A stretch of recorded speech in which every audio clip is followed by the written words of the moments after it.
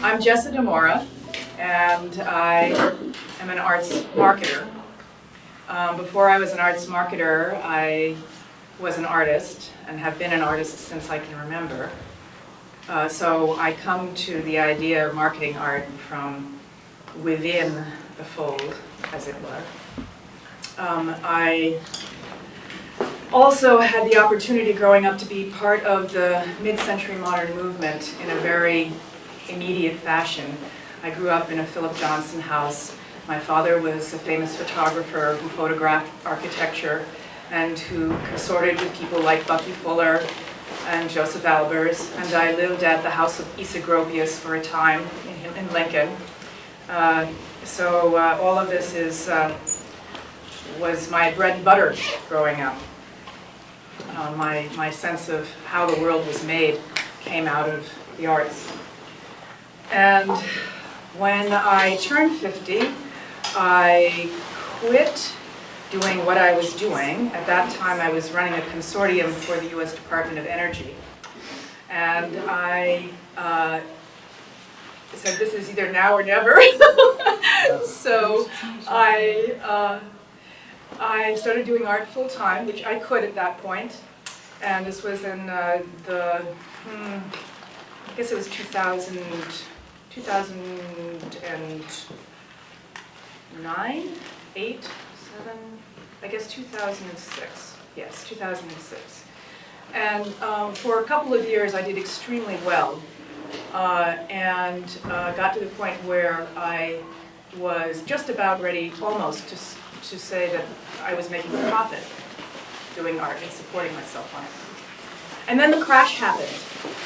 And then also I lost the use of my dominant arm in an illness, we'll say, and an accident, and I couldn't do anything for a while. And with one thing and another, I finally came to the idea that I could help other people find their way professionally in art as well. And I volunteered with Somerville Open Studios and helped to run that. And for 5 years, I've produced courses on marketing for them. I've also done volunteer work for TED Talks and produced big arts components for that. And have, along the way, had a great time helping quite a number of people now find sustainability in their art careers. So this long introduction is to basically let you know a little bit about me. I'm not somebody who has a shtick. I am basically what you see. I am from your crowd, your point of view. I'm not just a marketer, I'm an artist. Now, I have basically got a talk which is not particularly inspirational, but it is about being present. And with the things that have happened in the art world over the past 10, 15 years, but especially in the last 6, we all need to be as alert as possible and as present to what conditions actually are, and in order to work with them. Just before I left the house today, I ran into a small discussion between Ed Winkleman and Bill Pauhida on the fantasies that 90% of the artists they encounter continue to believe in, and this is kind of the general tenor of society in general. It's not just artists who are like this about the economy and about their new situation, but artists in particular, because they in general don't conduct businesses, are not on top of the actualities that are occurring in the marketplace. You may read a great deal and have businesses that give you a strong understanding of what economic conditions are. You may have personally felt these. But what I'm going to do is review them here. I'm going to talk about the art market in general. I'm going to talk about the state of affairs for artists in particular. And then I'm going to look at what the sales channels are in light of these that might make the most sense to you. And that part is going to be an interactive part where I'll ask you to split into groups of 3 and talk to one another. Right? So I'm just going to reread, because this is the way I do things, I'm very methodical, what my blurb was that I sent that was so nicely forwarded you in the email that Marjorie sent out. So this is about changing the changing market and selling art in it. How do you sell your artwork? The world has changed dramatically in the last decade, and the art world has too. Despite last year's record art market, galleries continue to fold everywhere. Art fairs have mushroomed as the next marketplace, and the internet is escalating as a sales venue. But for whom? The nurturing of an artist's career, something galleries used to do, now falls upon the artist's shoulders. Marketing and sales, without the sponsorship of a strong gallery system, have defaulted to the artist as well.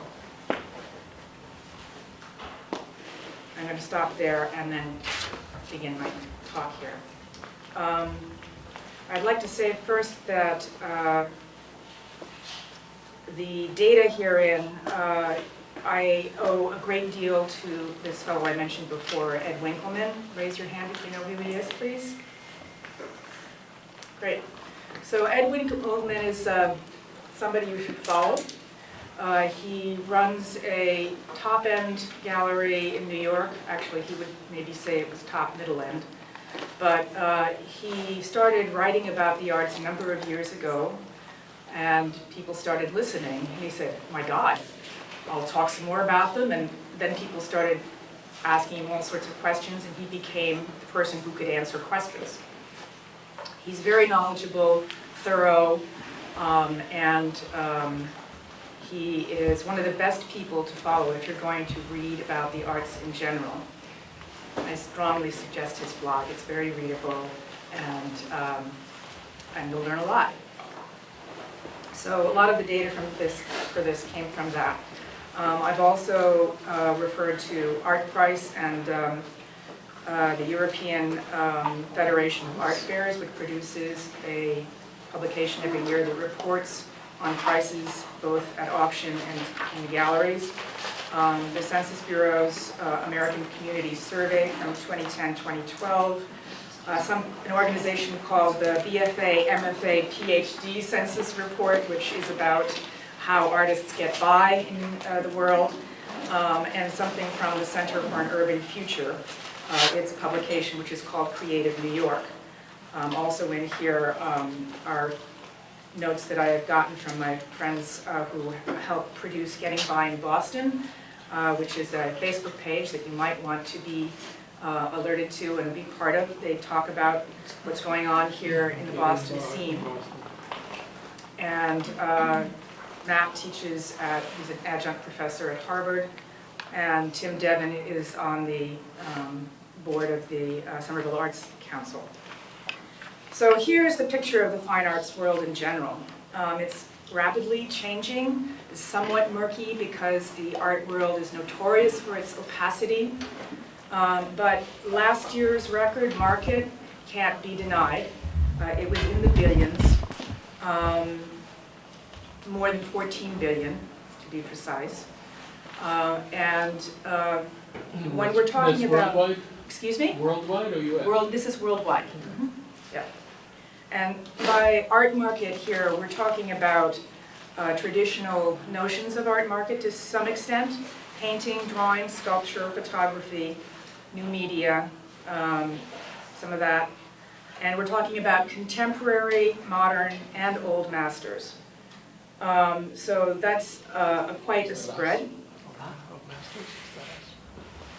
And we're talking about sales as what happens on the auction block and through galleries. So you can see that there's a lot left out here. We're not even talking about the market, say, on Etsy, which in 2014 was 1.93 billion. And that's only one of many, many sites on which you can buy things roughly called art, or specifically called art. I don't have figures on this. This is something that Matt and I are working on, but the total figure is probably twice as big, and the conclusions that I'm going to talk about here can probably be drawn to include those things as well.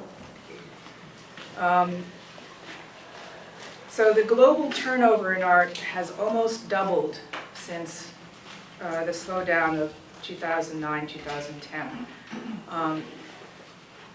In around 2008, when the market drop happened, the art market basically freaked out. There was a price drop of 48% overall on everything, and a volume drop of almost 2/3. And put another way, today, more than 5 times the works are sold that were sold then, and at price levels that bear no comparison. And we're not talking about an increase of 50 or 100%, we're talking like 700% on some prices. Now, those are the top-end artists, of course, in majority, but other people have also experienced very high rates of increase in prices. Always it's that 0.2 or 3% that the media pays attention to. Oh my God, Jeff Koons has made another $43 billion on something. This is the biggest balloon dog ever sold. But at any rate, what can be drawn from this bit of the discussion is that art in general is not doing too badly. And by the way, 2015 was also a record year. Now within that total global picture and the picture of art defined as I was just talking about, many things, there's contemporary art. And contemporary art is zooming. And this last year was its best yet. It has never been so competitive or so speculative. A lot of it is represented by a few artists and a few buyers. And yes, Jeff Koons' Balloon Dog did sell for $43 million. But a record number of auction sales have reached the $1 million threshold. However, there's a lot of art between 5,000 and 10,000 that are also sold at auction. And this is a huge growth sector of the market. Any clue as to how many auction houses there are in the world now? 100. Guesses? 100. Much more. Thousands. About 4,500. So when you're talking about prices at auction, you're talking about a measure of value that is looked at by everybody who is trying to make a living in the art market from certainly the dealer's point of view. And it's good to look at everything from the dealer's point of view because they're the people who are trying to push what you're able to give them. So, I'm going to read this part in an English accent because this is, affluence has not been slow to return, buoyed up by a market structure that has changed significantly in many respects, including the increased globalization and dematerialization of sales. Right? I mean, this is the kind of stuff that you get on in publications, right? I'm going to try and sort out what that actually means. So this is driven by powerful trend-setting galleries, by curators and purchasing consultants, and by various leading players in the art market, of which the leading auction houses play an integral part. But it's also driven now by a lot of people who don't really care to listen to them anymore, do not want an intermediary, or who are happy with different kinds of intermediaries.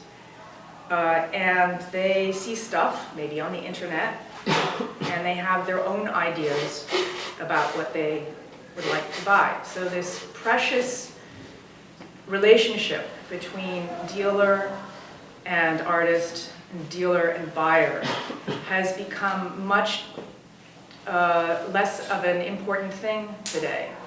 People no longer are relying on them to find things or to help them sort out what their taste might be.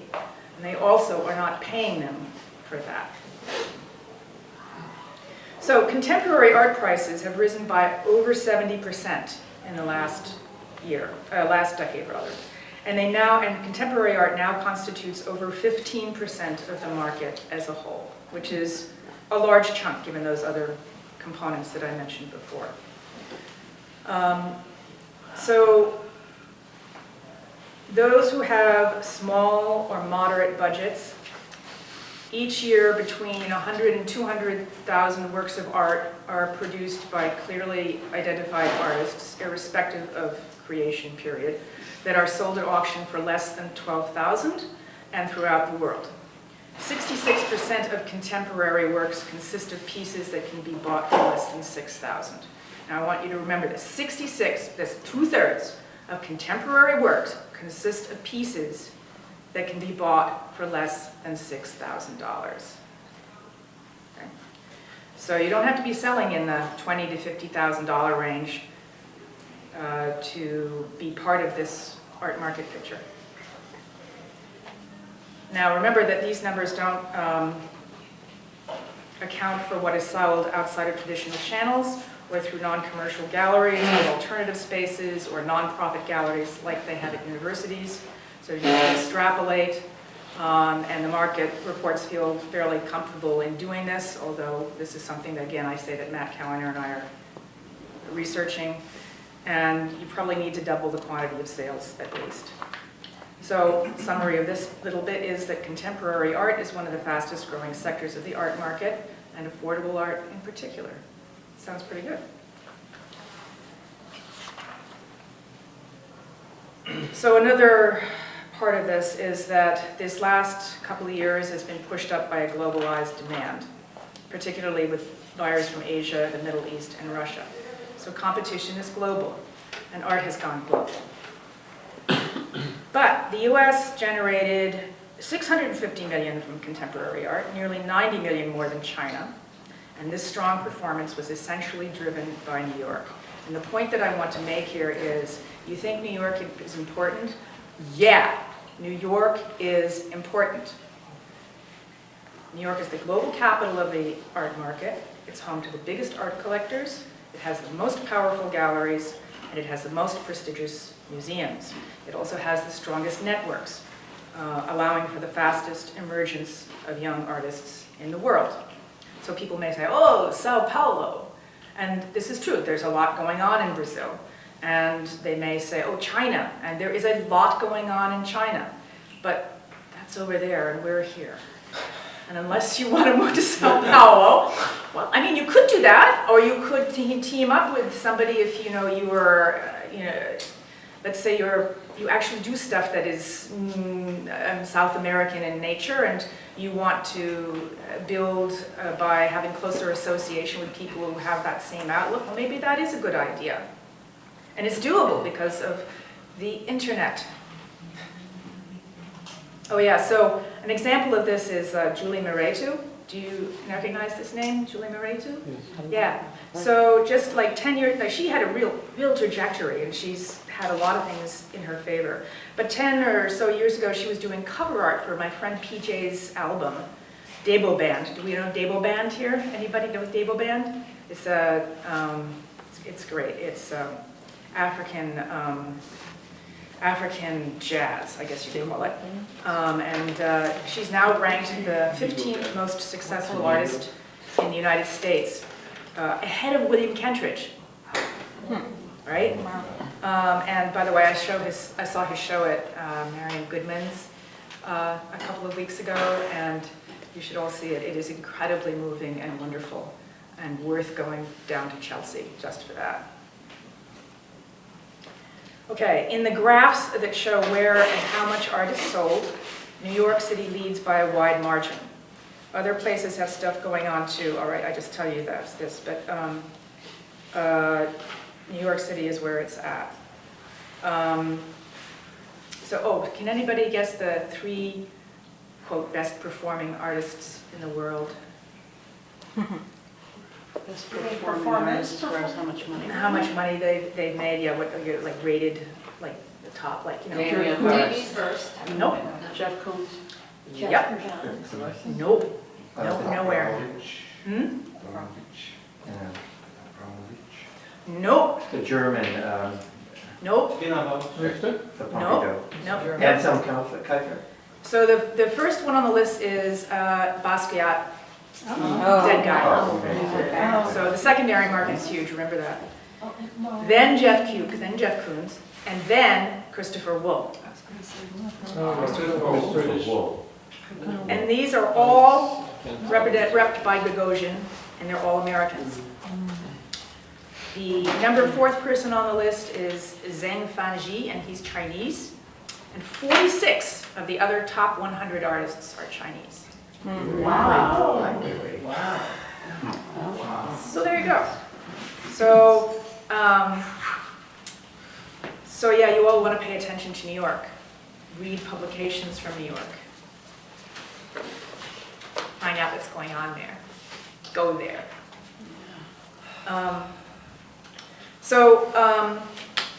The scene has its contradictions. You could change the agenda your surname. Yes, you could.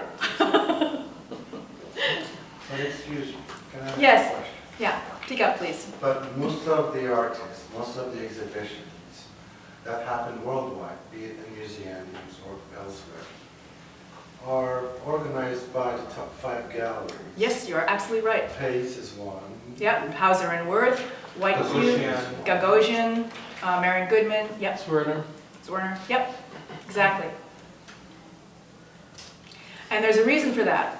After the crash, funding dried up, corporations held back, museums said, oh crap, what should we do? What's bankable?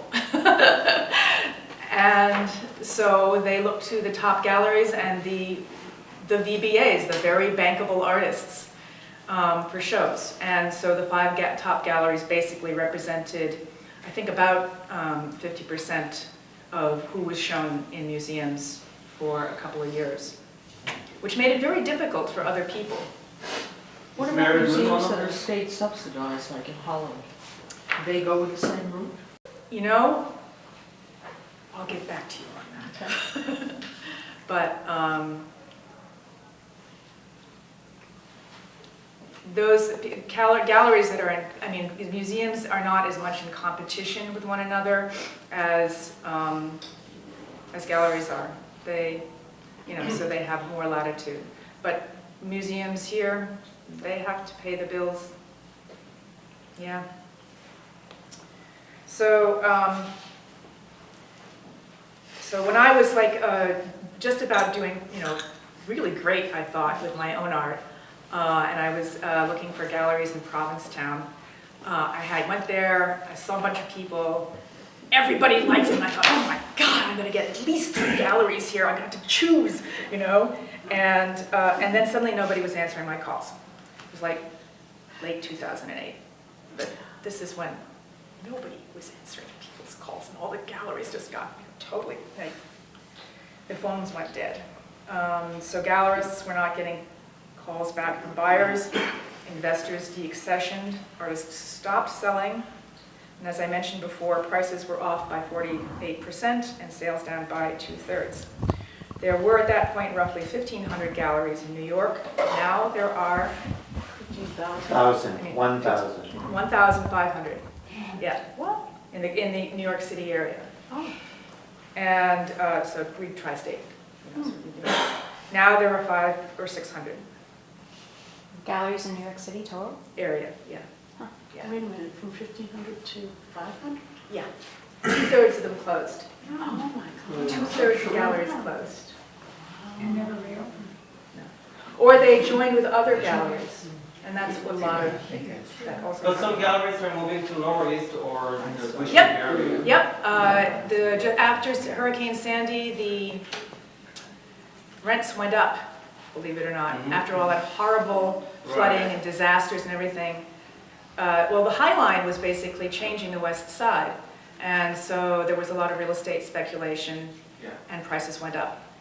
And so a lot of people said, oh, well, we can't afford it any longer, and they went non-brick and mortar for a while, so many of them closed, some of them joined forces, and some of them said, okay, where should we go? Dumbo, that topped up really quickly.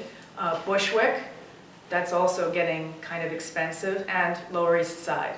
But, I don't know if you know this, the next prospect for art. Harlem, Yes! Yes, and why do you say that? because a prominent gallery in New York. Yes, is Elizabeth Harlem. D. Elizabeth Yeah. D. Everybody, you should watch her. She's another person you should have on your list, your Google alert list. Yeah, she's hot stuff. She's one of the people who actually made money during the recession by organizing these interesting gallery events that people went to, and she was always crowded.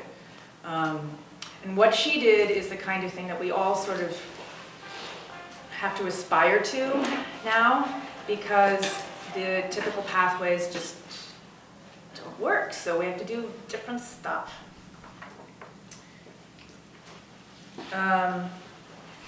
So that leads on to my next part, which is that unlikely options and alliances began to appear.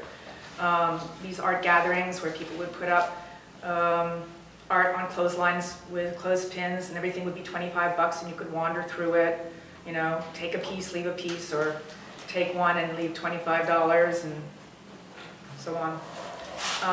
But bigger artists collaborated in the same way. Do people remember Dismal World from last year? Huge fan. Well, I mean, people at that level felt they had to do something to, you know, juice it up. What was this movie? I missed it. So this was a play on Disney World, put on in Europe, in England, initially probably instigated by Banksy and a bunch of other people, you know, the usual suspects, Tracy Emin, you know, blah, blah, blah, Oh, blah. that was in London. Huh? That was in London? It was outside of London, and it was only up for about 3 months, I think, or maybe less. And then they just started, look it up, Dismal World. It was Totally worth it. It was phenomenal. This month. it was phenomenal in a certain way, but I also felt it was, Sad world. it was, you know, the very bankable artists once again doing something that relied on brand. And because it was them, people came to see it. And some of the stuff was cool, some of the stuff was kind of boring. You know, did you go to see it? I wish I could have. I Right. wanted to so badly. Yeah, Yeah. yeah. I had to make do with photos online, but there's a lot of talk about it online. Yes, there was. So some of the things that are happening are galleries are creating second and third locations, collaborating with each other, and collaborating in different larger ways. So creating situations where there's a gallery or maybe 2 galleries for different levels, running studio spaces alongside that, creating residencies and art fairs, and even retail in the same location. Ethan Cohen, who he's a hotshot in town in New York, and he's got this thing called Cube, K, small u, so it's an outpost of his Chelsea gallery that he's beginning to pull together in the Beacon area. And it's ambitious, it's got internationally directed programming, and this is something that many galleries are doing to keep up with the trends set by the mega galleries, which are now verging towards more of a corporate identity. It's a really big investment, it seems to me, so he must know something. And some of the things that I think probably play into this are that people like the Starn brothers have chosen to live and work in Beacon, and their interest in mounting shows there, such as there was an important one there last summer at the Kleiner James Center for the Arts. You know, why are they investing their effort in a local presence in a little town? And there's also longtime New York City dealer Jack Shaman, who has a multivalent space in Kinderhook. And there's also this place called Retrospective in Hudson that's been newly minted. And then there's these stores like Dream in Plastic, which started in Brooklyn and are selling a trendy Big Apple vibe. So there must be a community ready to buy this stuff, no? Reasons for people like that to congregate there. There seem to be an increasing number of New York collectors with second homes in that corner of the world now that the rest of New York art is moving there, since they can't afford Manhattan, they can't afford Brooklyn, they can't afford Queens. They've moved to Hudson and Beacon. And you know, there's Dia and Storm King there, so. What have you seen like this that shows that people are collaborating on the gallery end or among artists in order to produce a larger force going on, that they can do many things at once? Did you ask a question? Yeah. And what was the question?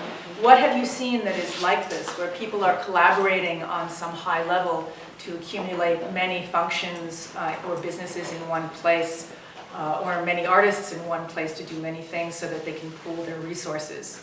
Artist Asylum? Hmm? Like Artist Asylum? Like Artisans Asylum, yes. Good answer. Yes. What? Artisans Asylum? Yeah. Do you know this? This is where I work. That's where I have my offices. Artisans Asylum is the poster child for makerspaces, possibly in the world, certainly in the United States. We're 40,000 square feet of studios, open studio space, and shops. Where is this? This is in Somerville. And we have a full woodworking shop, full metalworking, full machining. We have casting facilities. We have a full jewelry school. That's on Highland Avenue? It is on Somerville Ave, just off of Somerville Avenue on Tyler Street, between Union Square, closer to Union Square than Porter's Square. And we do tours there. You're welcome to come and look around. There's all sorts of awesomeness that happens there. We have had a number of people there who, quite a number, who have had, we act as an incubator space for small businesses, but not just small businesses, big businesses as well. Let's see, I can just cite one of the many. Okay, so there's a guy there who holds more patents for 3D printing than anybody else in the world. He now has a small business elsewhere. We have a big MIT component, obviously, in our midst. Who started this? This was started by somebody named Guy Cavalcanti, a 24-year-old guy who's now passed over to the other side of the country and is starting things there, too. And he put out a little notice that said, you know, I've got a screen printing thing, and I got a few tools, and who wants to share, like, work, you know, making space. And he expected maybe 12 people to show up, and over 100 did.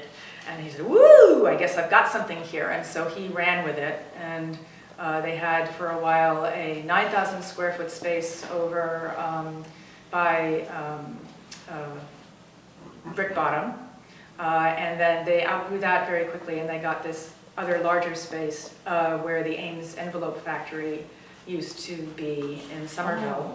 And the other thing, businesses that have grown up around it have, on account of its coolness, include Aeronaut, the brewery, Brooklyn Boulders North, the gym, the climbing gym, which is just awesomeness itself, Greentown Labs, which is sort of like the asylum, except cleaner and neater, and for people who are researching sustainable products and systems. and perhaps, yeah, products and systems, I guess I'll continue it that way. There's a circus school, there's a silk school. I mean, this is just like the coolest corner ever. And there's still somebody on that corner from Pakistan growing eggplants as well that was there before. So there's a wide range of wonderfulness in that little niche of the world. How does that help artists? Well, so you can't have a $20,000 machine in your basement, usually, that can cut aluminum and that's an inch thick, that's 20 But that feet sounds long. like small manufacturing places. Yeah, yeah. Not like painters. No. Well, there's all kinds, there's painters there too. There's a woman who does steel sculpture there who was a lawyer and has translated her life now into being in a steel, sculpture, also furniture producer in New York galleries. So it helps her oil- by the fact that a lot of Those people come tools. there. Well, It's she a has the tools there to magnet. work. She has the tools there to work on, so she can do the welding there without having to own an entire welding station. And she can draw on the fact that it is so popular that some newspaper is covering it pretty much every week. We've had coverage by The Economist, The Wall Street Journal, you name it. There's a lot of buzz about it. The person who has those patents for 3D printing is just sort of one of the people who have brought an incredible level of attention to the place and resources. We have a huge number of people who have had successful Kickstarters. I don't know if you know this thing called the 3Doodler. It's like it's a take on 3D printing, but you can hold it in your hand and basically draw in the air like Harold and the Purple Crayon. And he got together a lot of the artists in the asylum to be demonstrators of his work before his Kickstarter went live. And so they have all found a completely new method of expression, a new market, and lots of fame because the Kickstarter basically made several million in a couple of days. It was very, very popular. It sounds like the Boston public market for art. In a way it is, yeah, yeah. So It's really more for artisans. So these kinds of group places are popping up everywhere. Many places now, our maker spaces are popping up on account of this. We did a seminar, a 3-day seminar on how to make a maker space a few years ago. It was booked within about 48 hours, and people came from Australia, from Germany, from China. It's a very popular meme right now, maker spaces. And I think it's partly because you need people to collaborate on things if you're making big art or if you're making complex art, that these places are important because people can't do it on their own. Now, yes? I was going to say we have a critical mass right here on this street, which seems as though it hasn't realized its potential in that way. You are exactly You know, right. You're exactly Here right. you have galleries, you have makers in the studios, Yeah. and everybody is still working fairly independently. So one of the sort of the big truths about this conditions that we're living in right now is that it's not only helpful to collaborate, it is the form that art is taking. So if you're not collaborating, it may be useful to look at what you could do to ensure that that happens. And Ron Malice, who runs Art in Public Places here in Boston, mentioned something in one of his newsletters recently where he says collaboration is not about getting bunches of, a couple of big egos together to do stuff they already know, but getting together to do stuff that you have no idea what you're going to produce together, but you're doing it together. So if people here in this area were to collaborate or do what is happening in other places like the asylum, they would have to give up some of their small selves and to become larger selves in this way. And will that happen? I don't know. We're all so isolated usually as painters and sculptors, and we're one-on-one with what we do. Yeah. Well, I was just gonna say that, and that we are very much that way, and we do, I think, all enjoy collaboration on occasion, but we also have a backlog of work that since 2008 has collected. Yeah, it's collecting. And, dust. and Inventory. I still wanna know how to sell that. Yeah. That if I've Well, already you may paid. not Or sell here. it. You may not sell it, but it is certainly possible to get it out there. And getting it out there is better than having it sit. Well, it's not sitting, it's out there, but I still wanna sell it. So I'm going to return to that in a moment. Okay, Okay. thanks. I just wanted to say also, Yeah. the idea of makerspaces is, I went to a lecture last week, big lecture at MIT called The Future of the Library. Yeah. Architects who are developing libraries around the world and the theories. And they're very much into turning libraries, because they're some of the last public spaces available, Yeah. into makers type spaces where people of all levels of the community meet. Well, and Share skills. this is very interesting because groups, institutions like that are changing what seems very foundational and fundamental to their characteristics in order to survive. Yeah. Yes, and that's the way forward. That Yeah, just but having- it is the way forward. And Yeah. I'll leave it there. So, a couple of more things here.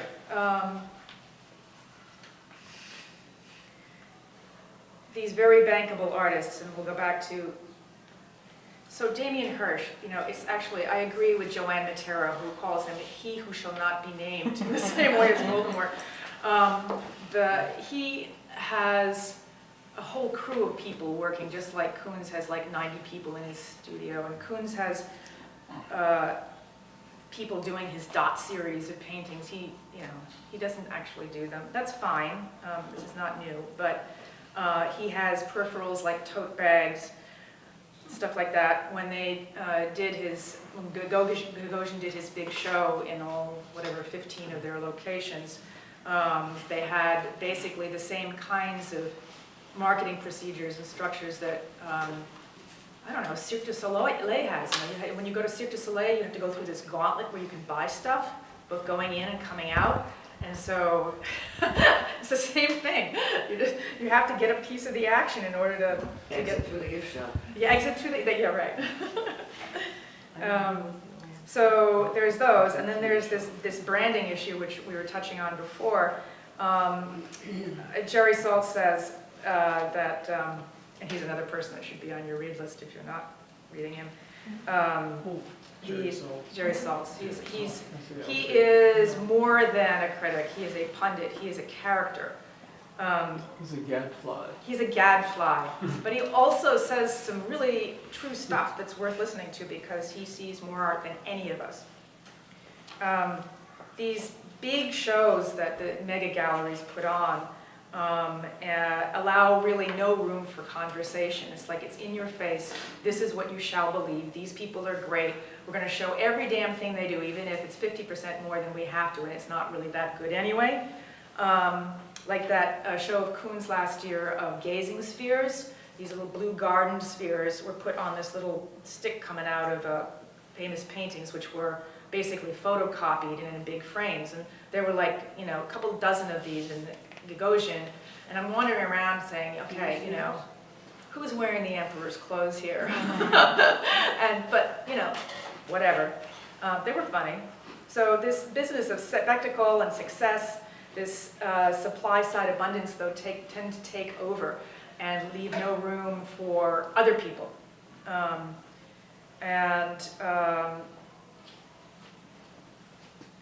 It causes everybody down the food chain to brand themselves as well, because they see they have to do it, or be in a position where their handlers, galleries and such, want to also brand them.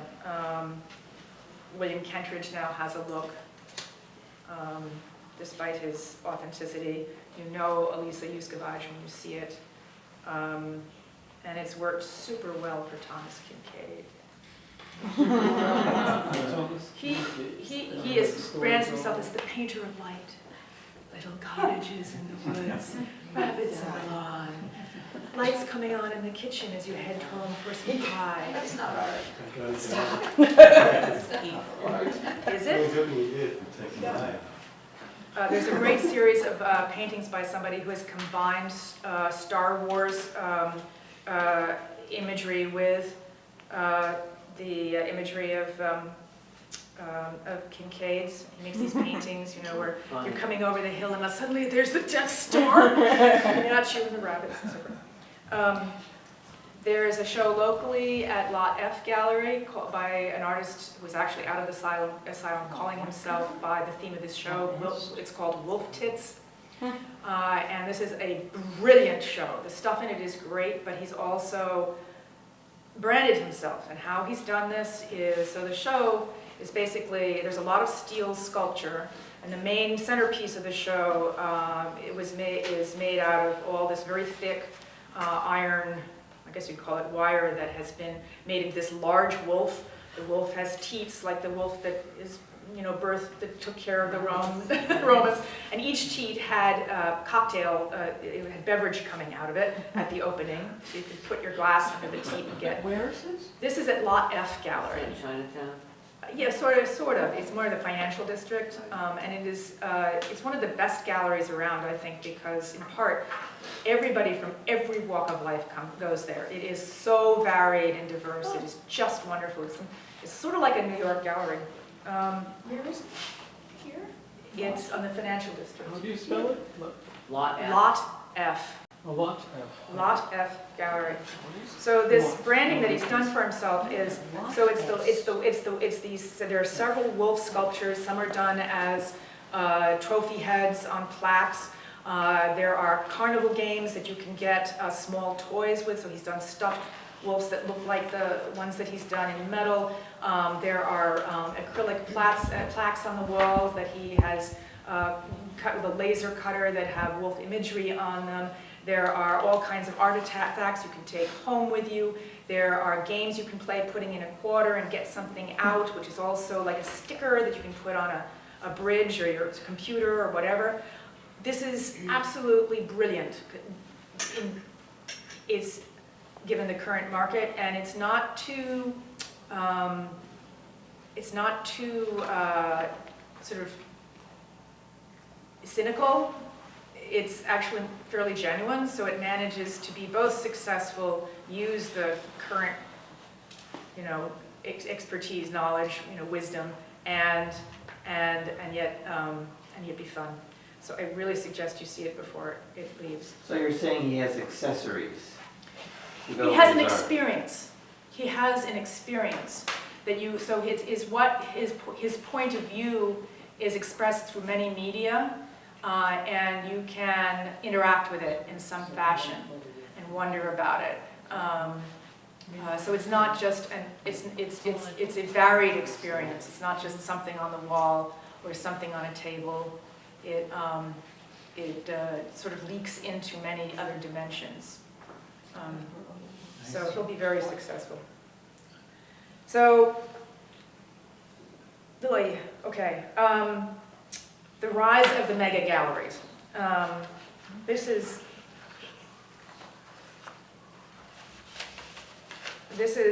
sort of very much associated with what we've just been talking about, and is number 2 of these 6 contradictions I'm going to talk about here. So the first one is the business of galleries folding everywhere and the constraints that this has imposed.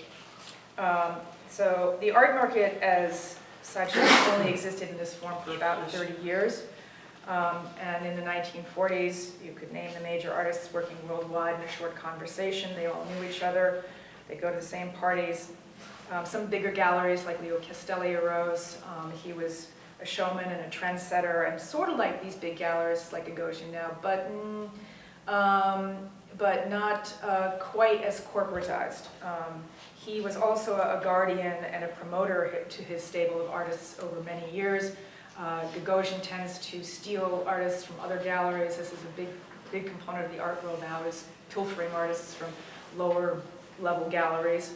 And then Gagosian will put a ton of money into them and give them a ton of exposure. But when they're not hot, and he'll drop them. So he doesn't have that same nurturing that used to go on.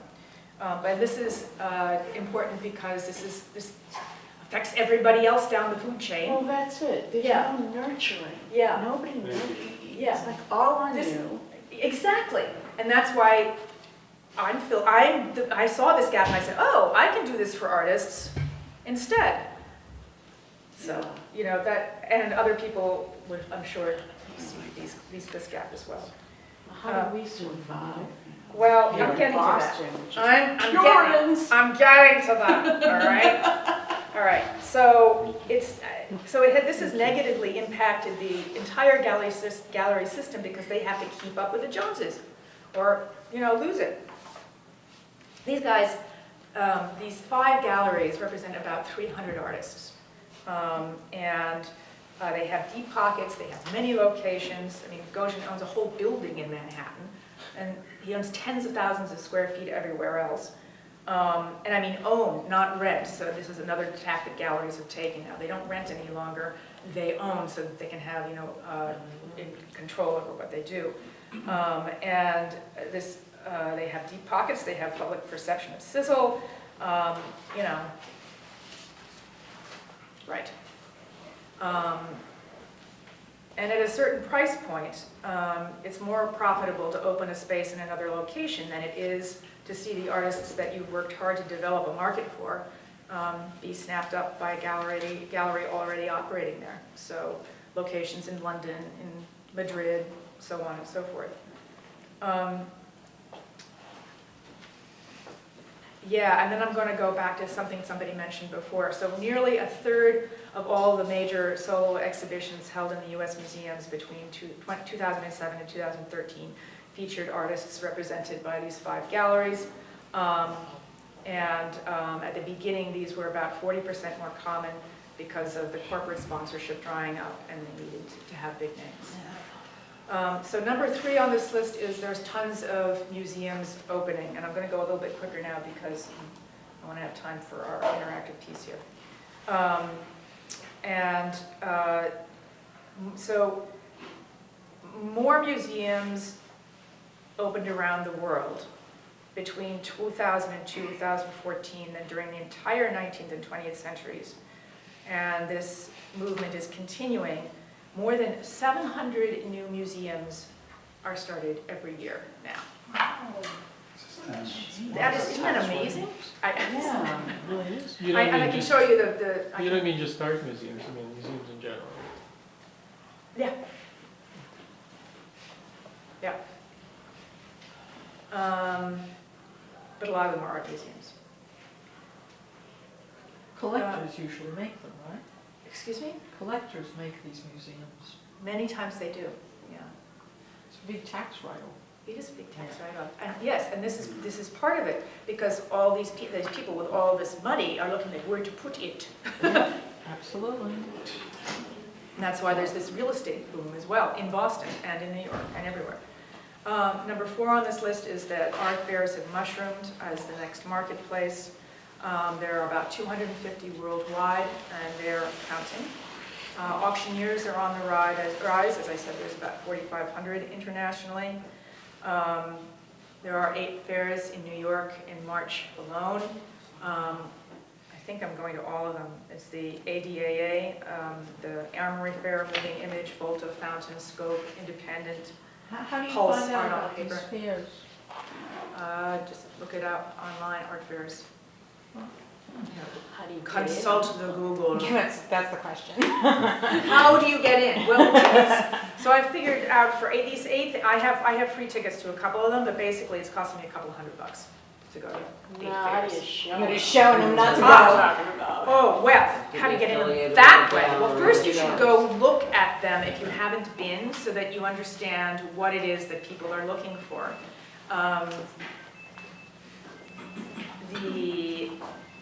Who the sponsors are have something to say about this. Who the curators are have something to say about it. We in Boston here have only 2, and There was something lackluster. Yeah, really. although they contain a bunch of very, very good galleries, they don't have anything like a current outlook on affairs. And they don't represent much of the contemporary market. And then the 5th on the list is that the internet is escalating as a sales venue. Last year, Leonardo DiCaprio saw this image on Instagram. It was $15,000, and he said, "I'm buying that." So he bought this thing by a Brooklyn artist on an Instagram, having never seen it. There's, You never saw the work? he just saw it as a picture on Instagram and liked it, Shit. right? He bought it and then never saw it?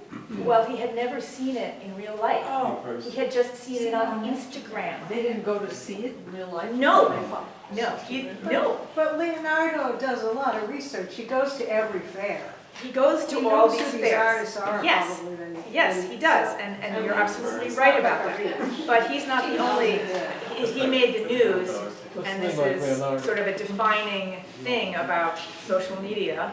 A lot of people are making their sales straight off of stuff like Instagram.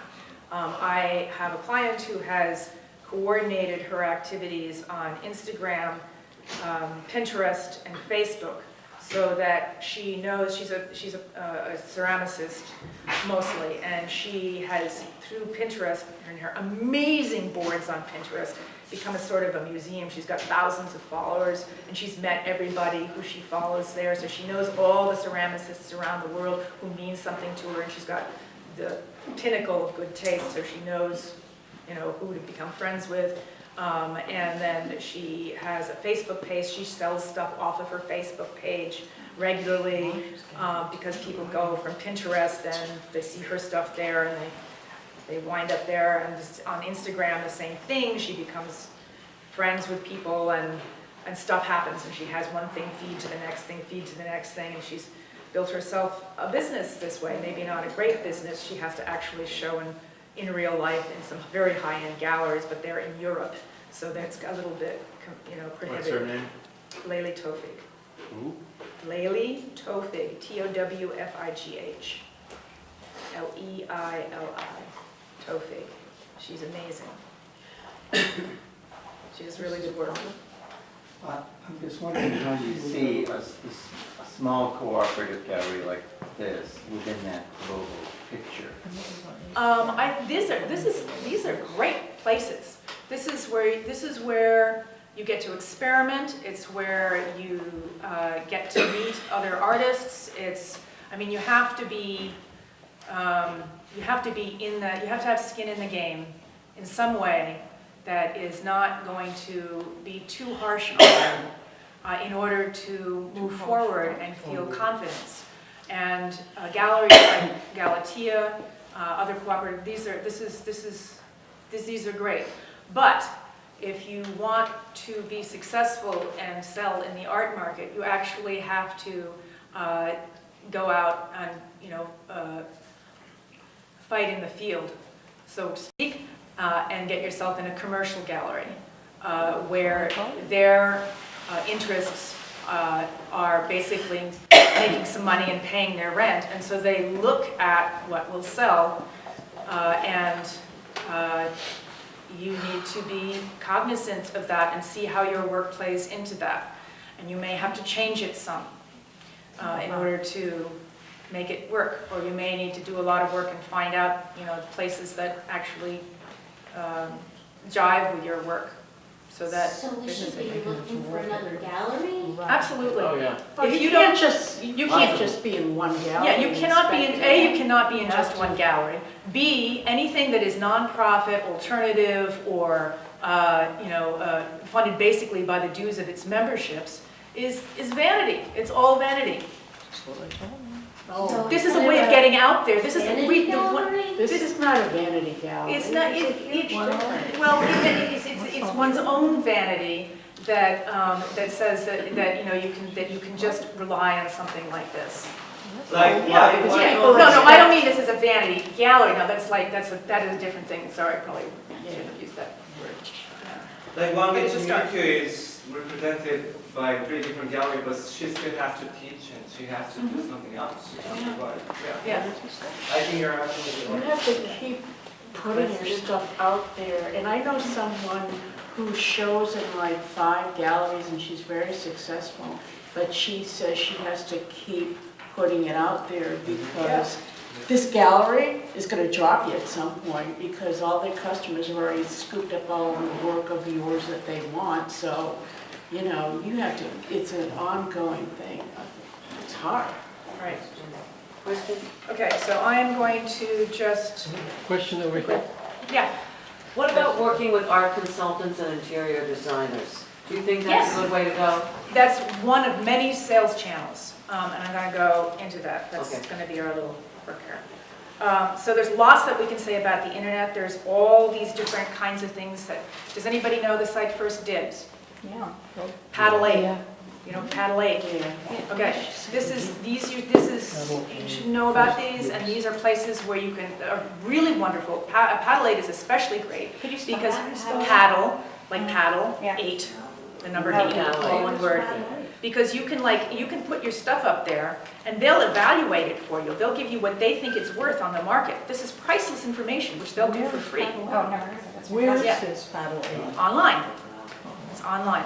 It comes off as it's not really an auction. Well, it is an auction. Do they gallery, base it on anything having to do with you and your sales history, or is it all based on their own formulation, their own? They look at you and they look at what you've done. And do you charge a fee, do they charge a fee for that? No, they don't charge a fee for evaluating your work, So why not? so why not? So you can put it up there, and do they keep it up there for? No, they look at it first, Yeah. and then you decide whether you want to have it on as part of their program. Oh, And then they will that tell you, costs. and then that costs. Gotcha. Yes, they will take a fee for selling things and for being a part of their And what program. is First Dibs? It's another one sort of like that. So just look it up. Same formula? Not exactly, but But also on the web. all online. There's this total democratization of art that's happening online, and there's all sorts of forms that these sales and sites are taking. And I'm just going to mention a few of them quickly here. There's online only auctions. These are auctions that don't have physical space, and so buyers often can't inspect the work before bidding. There's what they call bricks and clicks. These are auctions with both physical spaces and online methods for bidding and possibly paying that have. Yeah. Now, this description that I'm reading is something I lifted entirely from Ed Winkleman's book, so you can read that too. He writes the how to sell art. One more question? Yeah, Just a practical question. All right, I have a website. yeah.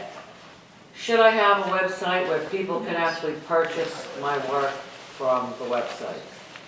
That depends a lot on what you do and how big your audience is and how well you've directed your sales. So I can't answer that question abstractly. Okay. I'm not going to finish with these descriptions because I really want to get on, but if you want to write to me afterwards, I can send you information about this. But as you can see, a lot of this is cutting out the dealer altogether. There's peer-to-peer selling. There's places that connects buyers and sellers directly with each other, but that requires a fee for the service. I'm actually helping to build one. It's called Module, and which is a play on the word module and also the word date, module dates. What about artist registries? Artist registries are one of the sales channels that are helpful. It is necessary to have a lot of them, but ones that pertain to what your goals are. All of these decisions and options need to be decided within the framework of your particular goals and what kind of art you have. So again, it's not an abstract question that I can answer. But there's about 250 of these online selling places out there of various forms. The gallerists are now using them. The gallerists are using them. The artists should use them too. Oh yeah, and here's the big one in the change. There's more artists now than ever before. We are statistically an economic force. The 2000 United States Census reveals that there are more people who identify their primary occupation as artists than there are lawyers, doctors, or police officers combined. What? There's 1.2 million of us. Wait, This is on their tax return. So what is their average? This has, now that was 2000. This has now grown to 2 million in 15 years. But couldn't they also be a lawyer and an artist? I'm getting to that. But it's a tax return, You have to be. okay?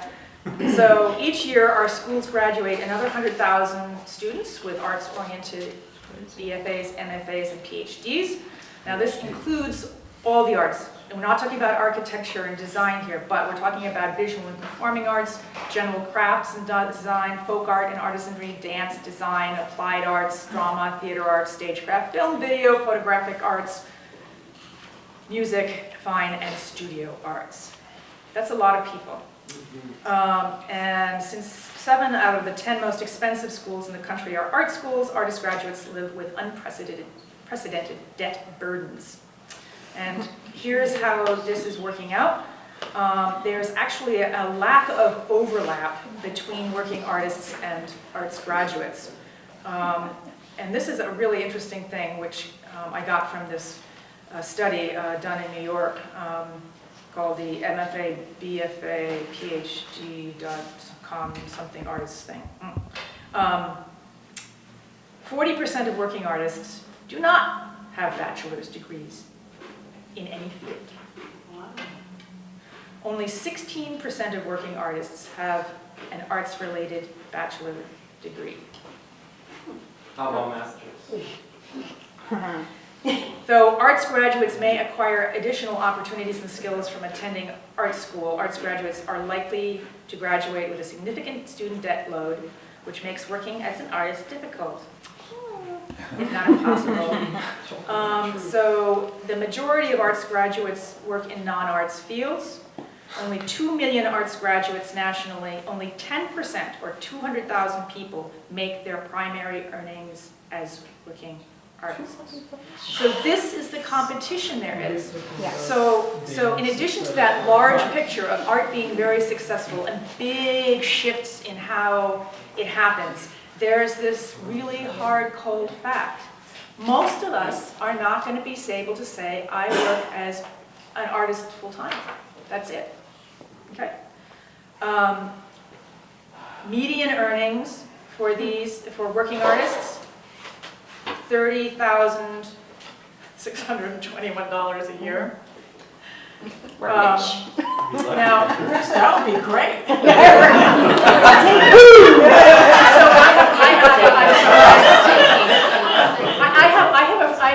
I know an artist who is has got a really great situation. He's a street artist. He made about half his income last year at art. The other rest of it he makes as the building facilities manager for Artists for Humanity.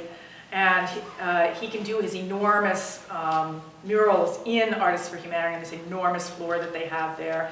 He can use the vinyl scrims that get given to him by this fellow who runs Boston Building Ramps for free. He isn't really quite aware of the luck that he has. This is an amazing situation. I only made half my income from art. Well, actually, you're doing pretty well, given all the other things that are happening for you. Your other job could be, I don't know, something really horrible in some place that doesn't count at all, and makes you feel dreadful when you come home. So going to New York City here, 85% of artists in New York have non-arts related day jobs. 85%. Only 15% of people with arts degrees in New York City make a living from their work, okay? Artists who are lucky enough to make a living in New York City, and these are, again, mostly people without arts degrees, have median earnings of even less, $25,000 a year. This is about half of the annual median earnings of other professionals. And then you look at the $120,000 that an art degree costs, and why should you get one? And then just another little bit on this. 55% are male, even though 42% of people with art degrees are men. 75% are white, and women earn, as usual, 74% of what men do. Shocking. So, summarizing here. The nurturing of an artist's career, something that galleries used to do, now falls upon the artist's shoulders. People who collected, they did this to relax. This was a fun thing. They relied on their dealers. But now there's increased access to online stuff, info, increased competition for bankable artists' work, the corporatization of the contemporary art scene, art fairs, everybody's going to them. This is where they want to buy stuff. And these have speeded up the pace of the collecting. There's a lot more money in the system and a lot more people, collectors and artists both, who have their own opinions and don't think they need curators, critics, or other authorities, dealers telling them what to buy. And once again, I want to thank Ed Winkleman for summing that up for me as well as for you. So what do we need to do? We need to be flexible and to adapt and learn many things. Now, what are the ways that you can sell, given this background? Okay, this is where I want you to pair up. Actually, in little groups of 3. There are a whole bunches of sales channels for art. You can't do them all, and you can't do just one. So what are you going to do? There are all these options, and I've got about 20 of them here. And I would like you each to use this piece of paper as a worksheet to discuss each one, and then to see and to brainstorm about how this could possibly apply to what you do. Remember, collaboration is key. Being public about what you do is key. Getting out of the house is key. Getting another gallery is key. You need many sources, because that's what the lay of the land is. That is what has to be done. So I'm going to hand them out.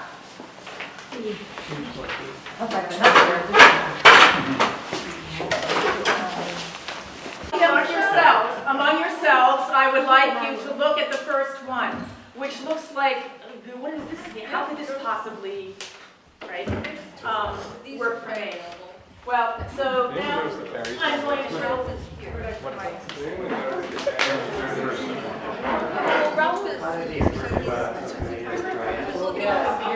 So suppose you had a sales force, all right? So basically, you're a small fabricator. Artists are small fabricators. You're a business. You produce something. It's not a product, and it's not a service, so you're really out of luck. You're producing something that nobody needs. So how are you going to do it? All right? You need to use the methods of sales in other businesses in order to project yourself into the market. You need to identify your markets, and I don't mean just, vague stuff. I mean particular stuff. The people who are in those various markets, you need to establish your niche. This is all sales talk now. And do what businesses do, okay? So, as Jerry Salt says, you need 1 dealer, 2 critic, 2 curators, and 3 to 5 collectors to be successful. Well, you also need sales channels. And these come in 2 forms, direct and indirect. So direct is what you can do on your own. And I'm going to bring up Layli Tofig again, who has managed to make these 3 social networks work really well for her, although she needs to do brick and mortar stuff very soon to get the higher level buyers and people working for her, because she is at the limit of what she can do herself. let's try door-to-door marketing, right? Okay, that sounds pretty awful, right? But, okay, so what about, like, I mean, we're not talking Fuller Brush here, okay? What about lining up a list of corporations and visiting them all? You know, who is collecting now from corporations? It's still happening a little bit, yes? You haven't put down having an agent. That's part of the indirect thing. This is direct. This means Oh, I you. see. This means you, okay? So, or perhaps lining up alternative, pop-up spaces, stuff like that here in New York, or ABC No Rio, or Art Share at Zuzu's, or Raw Arts if you're like at, a more basic level. Group Muse, which is this house party concert series. I don't know if you know. This is an interesting model that is for music, but why not do it for art? I've done it. It worked really well. I set up parties at people's houses, art parties. They did the invitations. They sent them out to their people. They came. It was a party. People bought art. It was terrific. It's horrible because you put pressure on your friends. No, they offered. They offered. So I had, when I was doing art full time, a few really, people who really believed in me. And they were willing to be, they basically were my sales, they were what Jerry Saltz is talking about here, 3 to 5 collectors. They wanted to do anything they could to help me. That's great. That's great. Have a house party.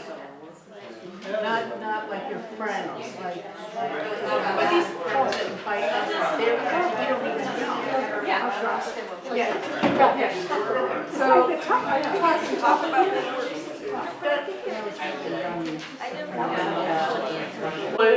anyway, you need to have, the way the art world works is the more little gold stars that people put around your name, the more little gold stars people will be putting around your name.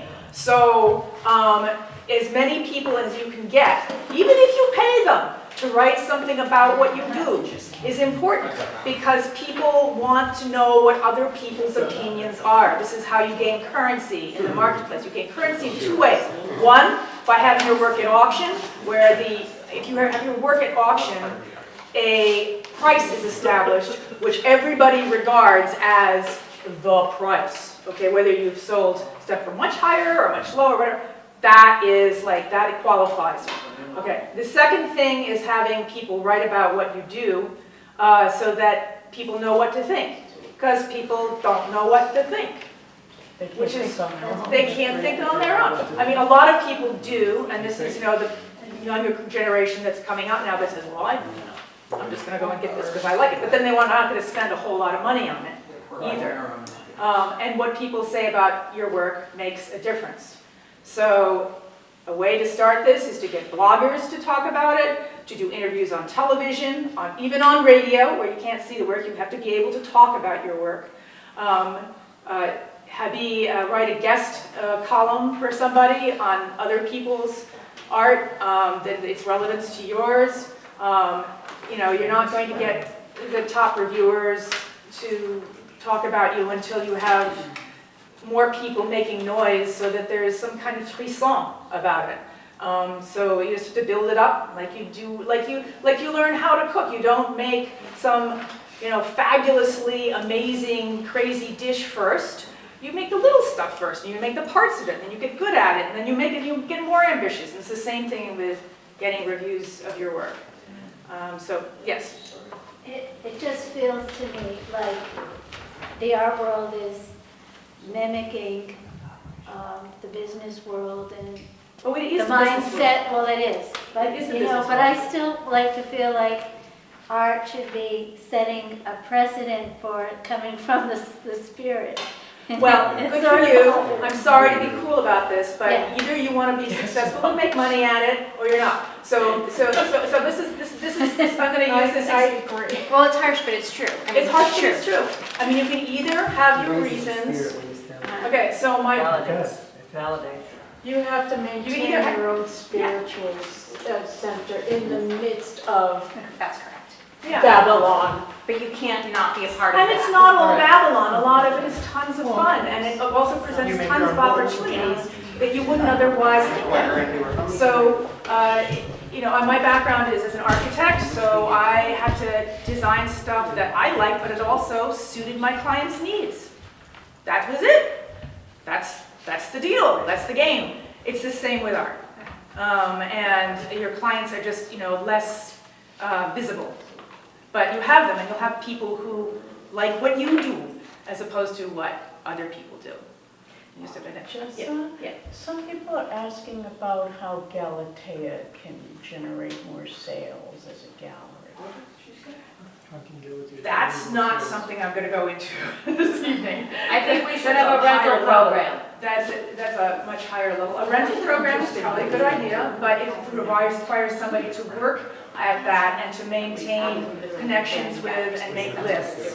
So there's that.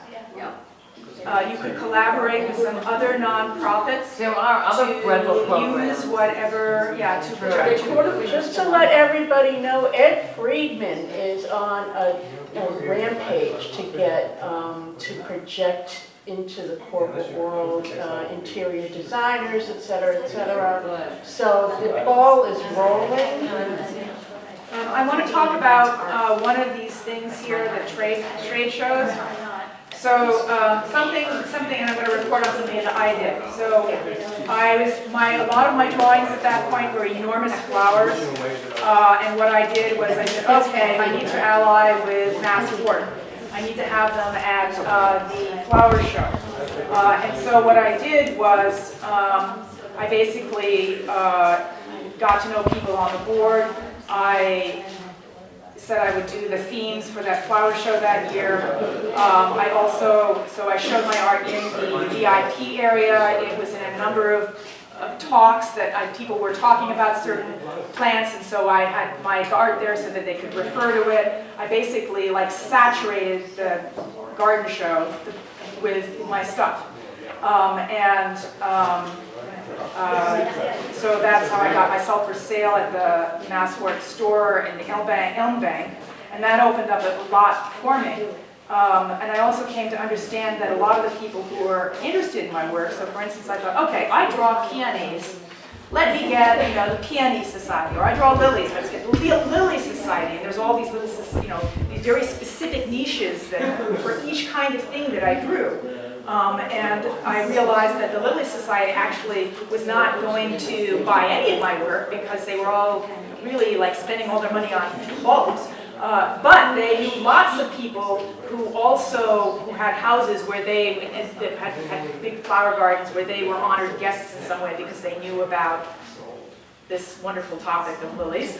And those people were interested in my work because these people had seen it. So there's people who are your market because they're going to buy work, and people who are your market because they're going to talk about it.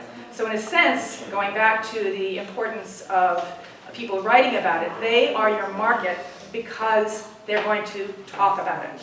So, yeah, like that. Great. I also want to talk about another thing here, the business about engaging suppliers. So, your suppliers. So the people who provide you with your materials, places to show, anything like that. But I'm going to talk mostly about tools. So for instance, R&F Oil Sticks has a woman named Lisa Pressman who shows in Lower East Side. She does these courses for people to use the oil sticks. She's a great teacher. And people come to these courses, they pay a lot of money, but they get all these oil sticks, okay? And she struck up a relationship with them in order to create this position. It wasn't necessarily something they advertised for. What I talked about before with the 3-doodler, one of the artists, Echo Pierce, who's also at Artisans Asylum, she, you know, and Pete Dilworth basically said, okay, yeah, you make stuff, Pete said, you make stuff with my 3-doodler. And she made butterflies and horses and pins and, you know, weird insects and God knows what else.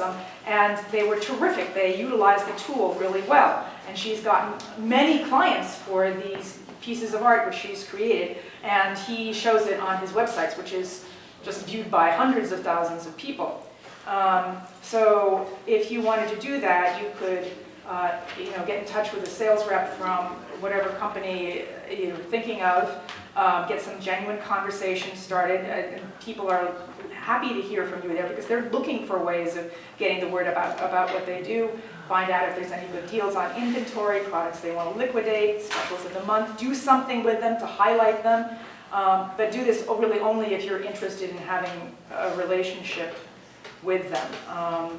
And then, do the usual thing, retweet their tweets, talk about them on Facebook, etc., in a way that is not salesy, but that actually shows that you have an ongoing exploration with them, which again is something that has to be authentic. So there, that's just one possibility. Go on back to what you were doing. What are we doing? What you're doing is looking at these categories and seeing what kind of fun you can scare up out of them. That just as an inquiry to see whether it's worth pursuing. Because in some of these sales channels are ones that you will find deep and rich and doable.